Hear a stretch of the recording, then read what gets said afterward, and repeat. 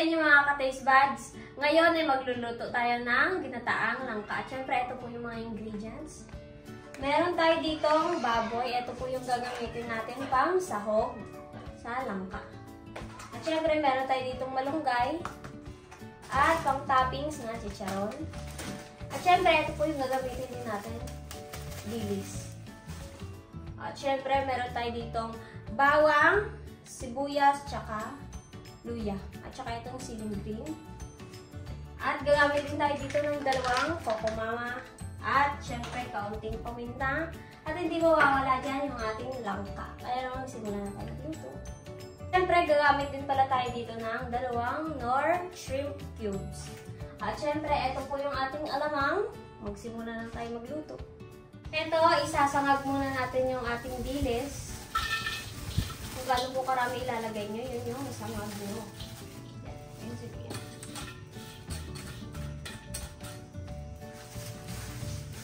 Ito, hanguin na natin ito.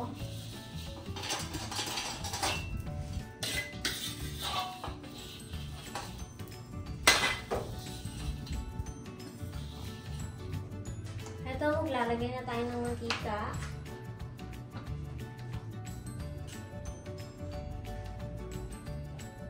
Ito, unahin natin igisa yung luya para mas lalit yung lumasa.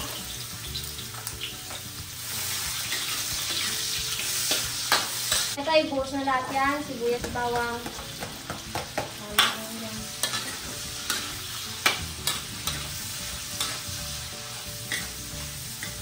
Ito, ilalagay na natin yung baboy. Kaganda.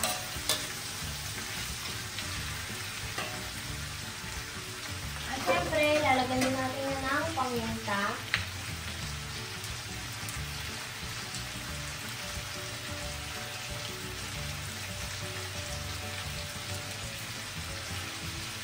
Yan.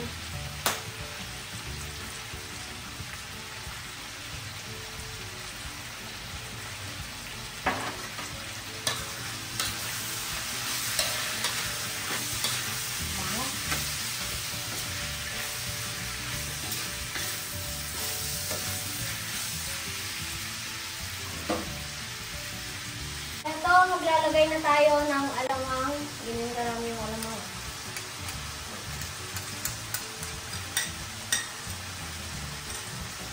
At ilalagay na rin natin yung kulina sarap.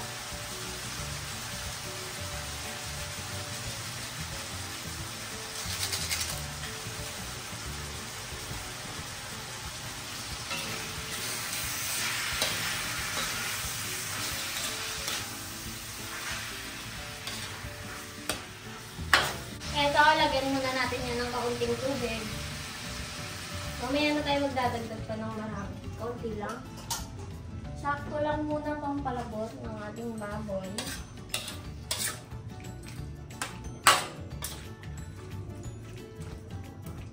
Pag kumulo yan, ilalagay na natin yung Knorr shrimp cubes. Ito, ilalagay na natin yung shrimp cubes.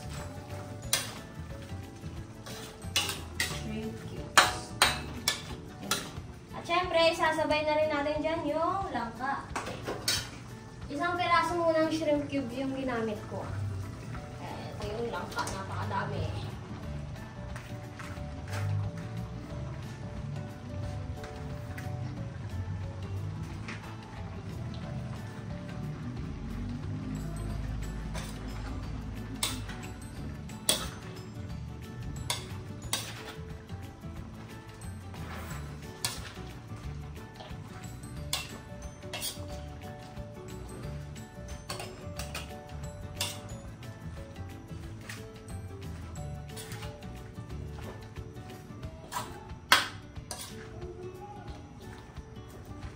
Kaya yan muna natin dito yan. Ito guys, ilalagay na rin pala natin yung sili. Kaya naman pala hindi natin nilagay kanina yan. Kasi baka mapisa at saka umanghang yung ating langka.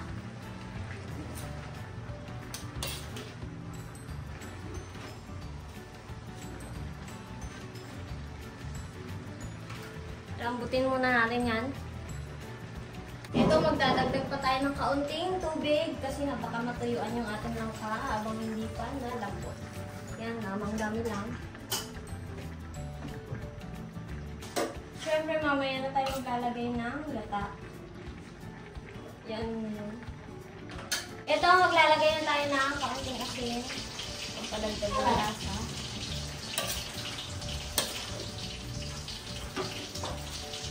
Dagdag lang kayo ng kaunting tubig hanggang sa lumambot yung langka kasi nga natutuyuan ito.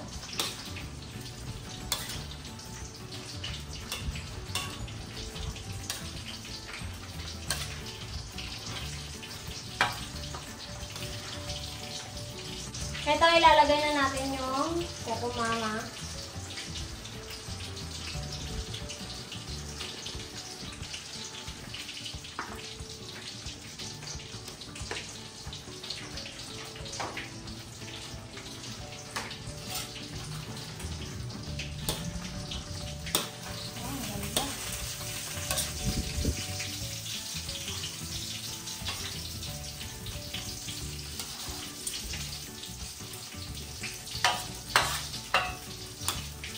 Ito, ilalagay na natin yung gilid.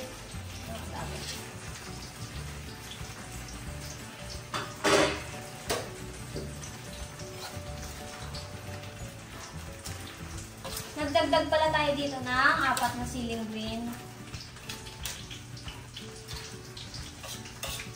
Ito, ilalagay na rin pala natin yung malunggay.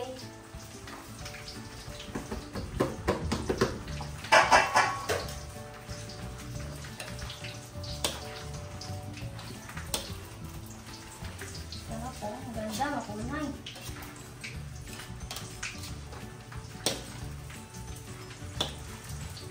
So, ilalagay na natin yung chicharon.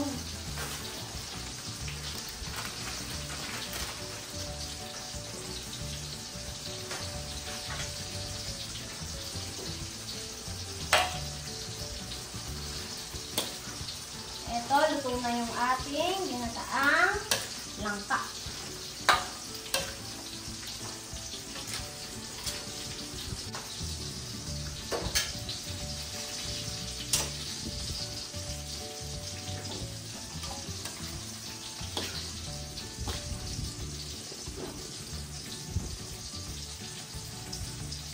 Ayun guys, nakita nyo naman kung paano yung proseso ng pagluto namin ng ginataang langka. Kaya naman huwag nyo po kalimutan mag-share and subscribe.